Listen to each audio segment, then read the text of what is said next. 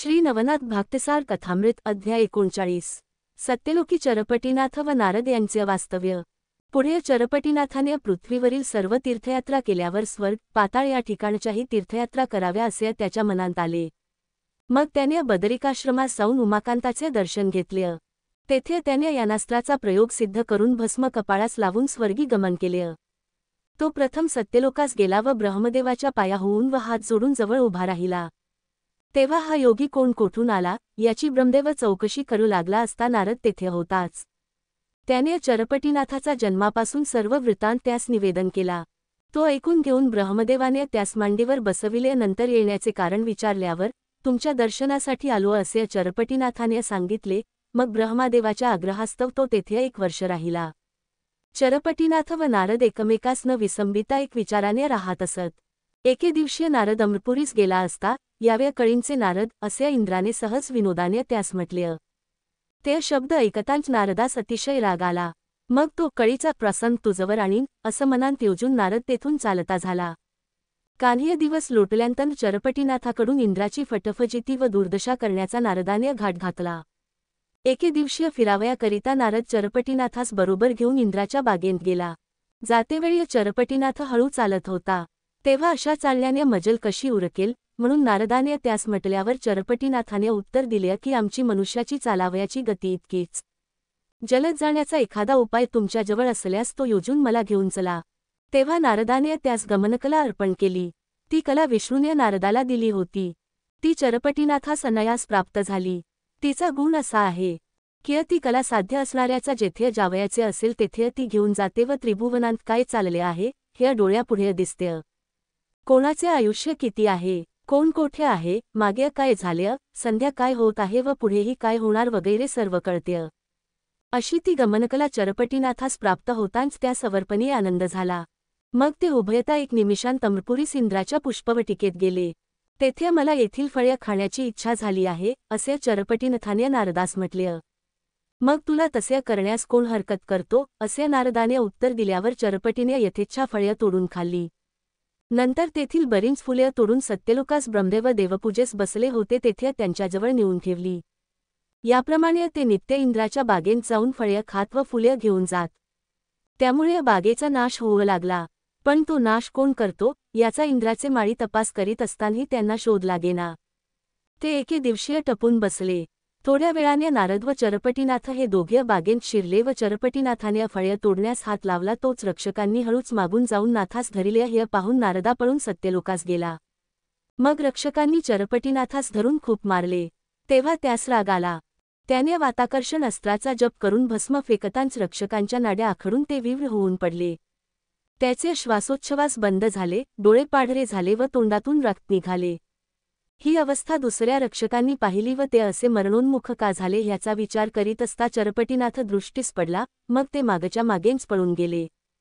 त्यांनी इंद्रास जाऊन सांगितले की एक सूर्यासारखा प्रतापी मुलगा बागेत बेधडक फिरत आहे व त्याने आपल्या रक्षकांचा प्राण घेतला असून सर्व बागेची धूळदाणी करून टाकली आहे। आमच्या त्याच्यापुढे इलाज चालत नाही म्हणून आपणास कळविण्यासाठी आम्ही येथे आलो। हे ऐकून त्याच्याशी युद्ध करून त्यास जिंकण्याकरिता इंद्राने सर्व देवांना पाठविले। महासागराप्रमाणे देवांची ती अपार सेना पाहून चरपटीनाथाने वाताकर्षण अस्त्राने सर्वांस मरणप्राय केले। युद्धास गेलेल्या देवसैन्याची काय दशा झाली ह्याचा शोध आणावयास इंद्राने कान्ही दूत श्वासोच्छवास कोंडून मरावयास टेकल्याची बातमी इंद्रास सांगितली व ते म्हणाले की तो येथे येऊन नगरी ओस पाडून तुमचाही प्राण घेईल। तो लहान बाळ दिसतो परंतु केवळ काळासारखा भासत आहे। हे ऐकून इंद्रास धसका बसला। त्याने ऐरावत तयार करण्यास सांगितले।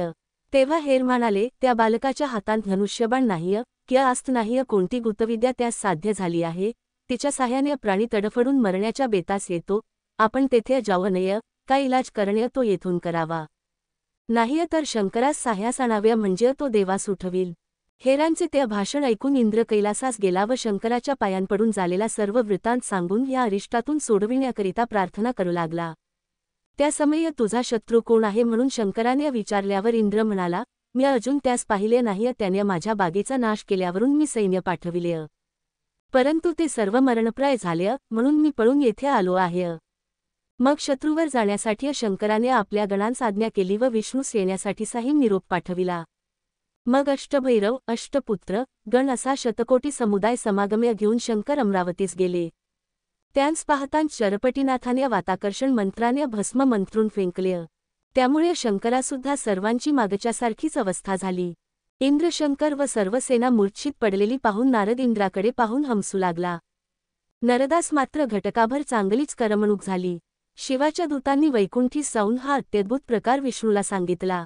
मग 56 कोटी गण घेऊन विष्णू अमरावतीस आला व शंकरासुद्धा सर्वांस चेतन पडलेले पाहून संतापला. त्याने आपल्या गणांस युद्ध करण्याची आज्ञा दिली. तेव्हा चरपटीनाथाने विष्णूच्या सुदर्शनाचा, गांडीवाचा व इतर शस्त्रास्त्रांचा उपयोग होऊ नये म्हणून मोहनास्त्राची योजना केली.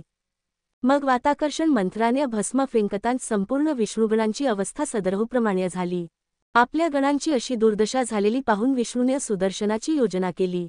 विष्णूने महाकोपास येऊन त्या आवेशाने प्रेरिले, पण ते नाथाजवळ जाताच मोहनास्त्रांत सापडल्यामुळे दुर्बल झाले. पिप्पलायन हा प्रत्यक्ष नारायण, त्याचाच अवतार हा चरपटीनाथ अर्थात हा आपला स्वामी ठरतो. वगैरे विचार सुदर्शनाने करून नाथास नमन केले व ते त्याच्या उजव्या हातात जाऊन राहिलं. हातात सुदर्शन आल्यामुळे चरपटीनाथ प्रत्यक्ष विष्णू असाच भासू लागला. शत्रूच्या हातात सुदर्शन पाहून विष्णूस आश्चर्य वाटले. मग विष्णू नाथाजवळ येऊ लागला. तेव्हा त्याने वाताकर्षणास्त्राची विष्णूवर प्रेरणा केली. त्यामुळे विष्णू धाडकन जमिनीवर पडला. त्याच्या हातातली गदा पडली व शंख वगैरे आयुधेही गळाली. मग चरपटीनाथ विष्णूजवळ येऊन त्यास न्याहाळून पाहू लागला. त्याने त्याच्या गळ्यांतील वैजयंती माळ काढून घेतली. मुकुट, शंख, गदा ही देखील घेतली. नंतर तो शंकराजवळ गेला व त्याची आयुधे घेऊन सत्यलोकास जाऊन ब्रह्मदेवासमोर उभा राहिला. विष्णूची व शिवाची आयुधे चरपटीनाथाजवळ पाहून ब्रह्मदेव मनात दचकला व कान्ह्य तरी घोटाळा झाला असे समजून चिंतेत पडला. मग नाथास मांडीवर बसवून ही आयुधे कोठून आणलीस असे त्याने त्याला युक्तीने विचारले. तेव्हा चरपटीने घडलेला सर्व वृत्तांत त्यास सांगितला. तो ऐकून ब्रह्मा घाबरला व त्यास म्हणाला, बाळ, विष्णू माझा बाप व तुझा आजा होता. महादेव तर सर्व जगाचे आराध्य दैवत होय. ते दोघे गतप्राण झाले तर पृथ्वी निराश्रित होऊन आपले कान्ह्य चालणार नाही. यास्तव तू लवकर जाऊन त्यांस उठीव किंवा मला तरी मारून टाक. ते भाषण ऐकून मी त्यांस सावध करतो, असे नाथाने ब्रह्मदेवास सांगितले. मग ते अमरपुरीसे गेले. तेथे विष्णू, शंकर आदी सर्व देव निचेष्टित पडलेले ब्रह्मदेवास दिसले. तेव्हा त्याने त्यांस लवकर सावध करण्यासाठी चरपटीनाथास सांगितले. त्याने वाताकर्षणास्त्र काढून घेतले व जे गतप्राण झाले होते त्यास संजीवनी मंत्राने उठविले. मग ब्रह्मदेवाने चरपटीनाथास विष्णूच्या व शंकराच्या पायावर घातले. त्यांनी हा कोण आहे म्हणून विचारल्यावर ब्रह्मदेवाने नाथाच्या जन्मपासूनची कथा विष्णूस सांगितली. विष्णूची व शिवाची सर्व भूषण त्यांना परत देवविली. मग सर्व मंडळी आनंदाने आपापल्या स्थानी गेली. नंतर नारद गायन करीत इंद्रापाशी गेला व नमस्कार करून त्यास म्हणाला, तुम्हाला जे इतक्या संकटांत पडाव्या लागले त्याचे कारण काय बरे? आम्ही तुमच्या दर्शनास येतो व तुम्ही आम्हांस कळलाव्या नारद म्हणता. असा हा प्रसंग तरी आमच्या कळीमुळे नाही ना गुदला? तुम्हांस कोणीतरी चांगलाच हात दाखविलेला दिसतो. हे नारदाचे शब्द ऐकून इंद्र मनांत वरमला. त्याने नारदाची पूजा करून त्यास बोलविले व त्या दिवसापासून त्याने कळीचा नारद हे शब्द सोडून दिले. नंतर पर्वणीस ब्रह्मदेव चरपटीनाथास घेऊन मणिकर्णिकेच्या स्नानास गेले. 21 स्वर्गीचे लोकही स्नानास आले होते. नंतर चरपटीनाथ सत्यलोकास वर्षभर राहोला. तेथून पृथ्वीवर येऊन तो अन्य तीर्थ करून पाताळांत गेला. त्याने भोगावतीने स्नान केले. तसेच सप्त पाताळ्य फिरून बळीच्या घरी जाऊन वामनास वंदन केले. त्याचा बळीने चांगला आदरसत्कार केला. नंतर तो पृथ्वीवर आला.